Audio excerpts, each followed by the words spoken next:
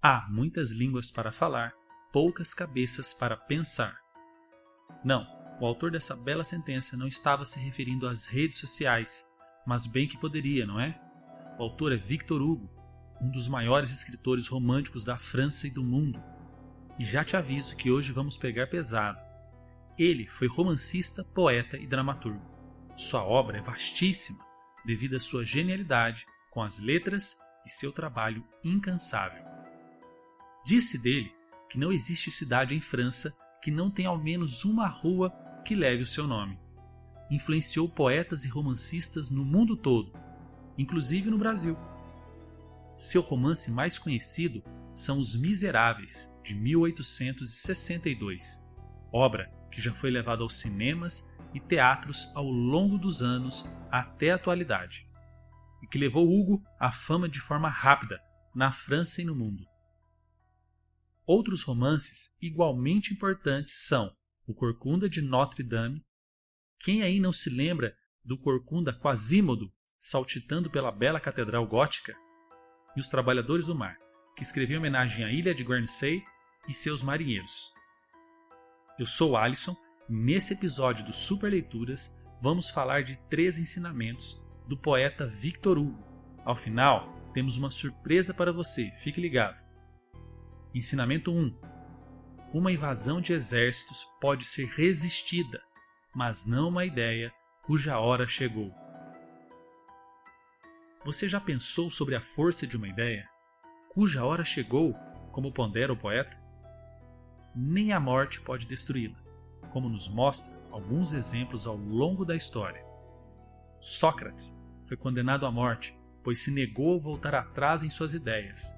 Não nos lembramos do nome de seus algozes, mas suas ideias chegaram até nós. Também Martin Luther King Jr., da inspiradora expressão "Eu tenho um sonho", foi assassinado covardemente, devido à sua luta pacífica contra o racismo nos Estados Unidos. Apesar da sua morte, o racismo continuou sendo duramente combatido.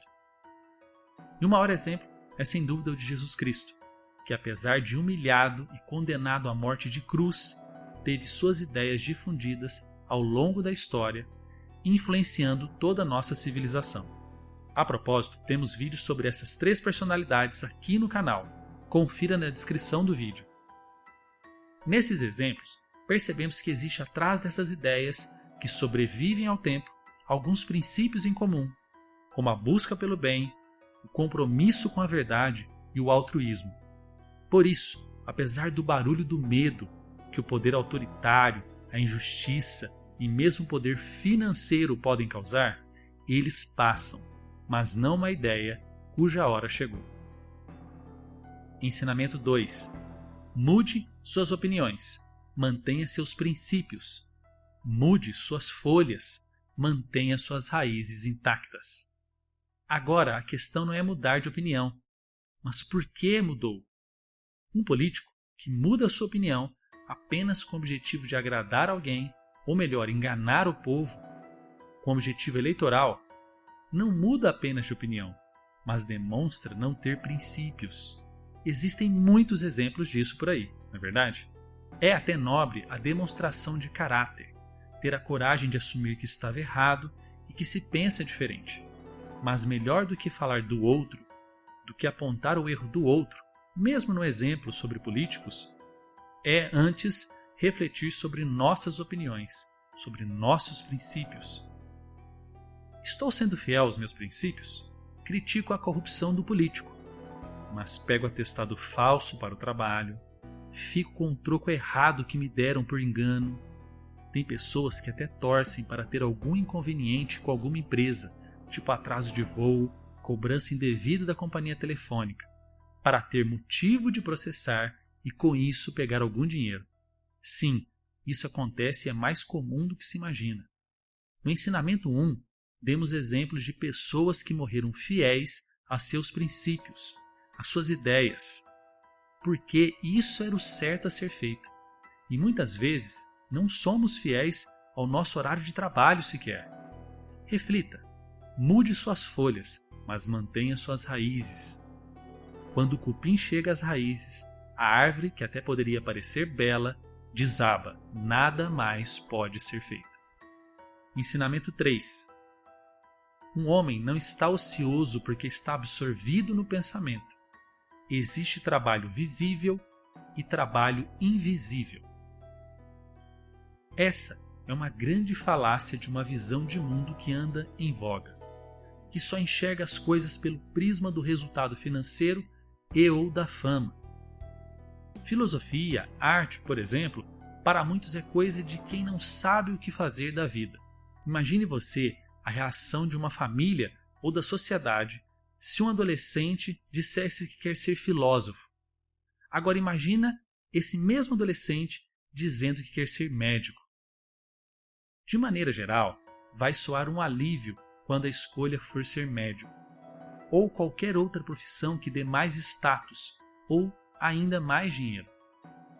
Evidentemente, não temos nada contra a medicina, que é uma carreira extremamente nobre. Mas por que a filosofia, que está na gênese de ciências como a medicina, tão desprezada? Por que o trabalho de um poeta pode nem ser considerado um trabalho, um hobby talvez?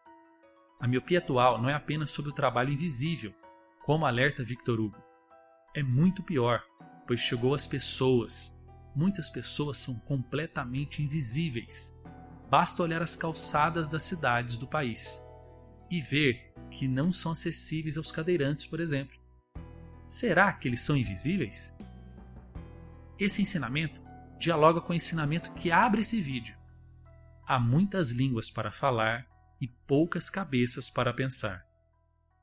Atenção! Estão convencendo o mundo de que pensar é algo que não serve para nada, que refletir não dá dinheiro, única coisa que importa. Mas talvez pensar seja justamente a capacidade que nos torna mais humanos.